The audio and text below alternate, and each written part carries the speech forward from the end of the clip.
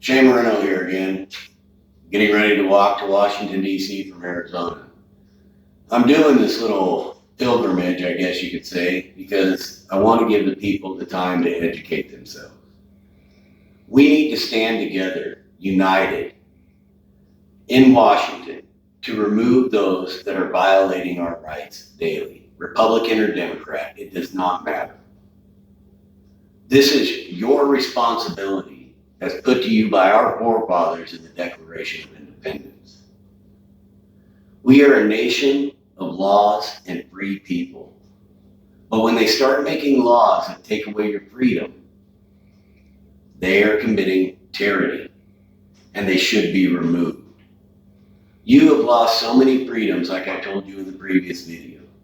Go out and educate yourselves. The other thing I want to talk to you about is why we are so fractured. It's because we lost our morals and values and the ability to let people be people. Why? Because the powers that be have tried to desensitize us and turn us upon each other. We are one nation under God. You know, and a lot of people get turned off when you start bringing a faith-based system into these conversations. But why is that so bad? If you look at Christianity, it preaches forgiveness, love, peace, respect. What happens is people that state that they are one way or another in certain faiths, they do the bad things, not the faith itself. You need to think about it. I don't care if you're what you believe in. You're Mormon, Jehovah's Witness, Hindu, it don't matter to me. Muslim, I don't care. That's the whole point of freedom of religion. You get to be what you want to be. You get to believe in what you want to believe in. You shouldn't be chastised for that just because you have faith. Faith is one of the greatest things we need right now. We are turning against each other, and the people above us, the politicians, Republicans, Democrats, it doesn't matter. They want you fractured. They want you to hate each other because of your beliefs, because of how you think. This up here is the only true freedom you have anymore. Think about it. If you think something and talk about it and somebody disagrees with you, you hate them, it's just rhetoric after rhetoric. That needs to stop. Help people. Love people. If somebody's doing something that you don't agree with and you have a faith, pray for them. It doesn't hurt anybody to have a good faith basis. In fact, it actually helps instills morals and values back into this nation. A great man told me a story one time. He's my father, and I love him dearly. My father told me that a story about a young boy in a village whose job it was to wash an idol. The idol for their village, their God. And this young man went out every day and washed the idol. And he started thinking to himself, this idol's done nothing for me. Why am I spending all this time worshiping this piece of rock or stone when I should be worshiping who created these hands? Now, I really want you to think about that. I don't care who you believe created your hands. That boy had faith.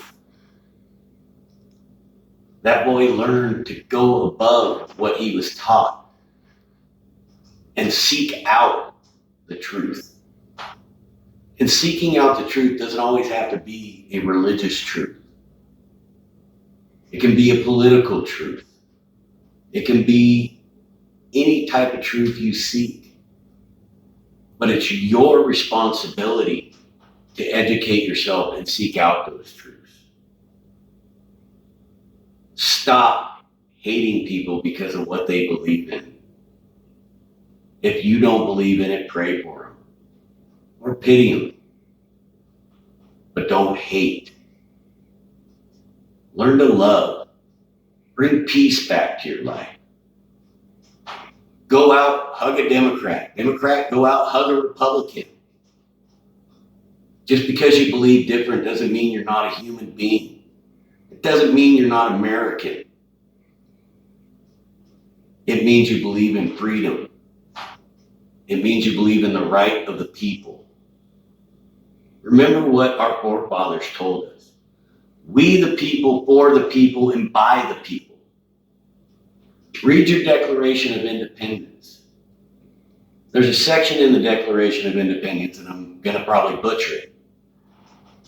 But it basically says, when we become so accustomed to the evils around us, we just kind of let it happen. But as Americans, it is not only your right, it is your responsibility to throw off such tyrannistic bands of government and instill what the people need. What the people need is you to pay more taxes so these people get paid for. What the people need is to come together and show our governments that we are a united nation and we do not need them to tell us how to live. Nor do we need them to tell us how much money we need to give them so they can be rich and give it to other countries. When we are falling apart as a nation, please take a minute, sit down in silence, pray if you have a faith, educate yourselves. Because that's the only way we are going to come out of this. This problem we're having in this nation is almost at a point where there is no return. To where when we decide to stand up, it will be too late.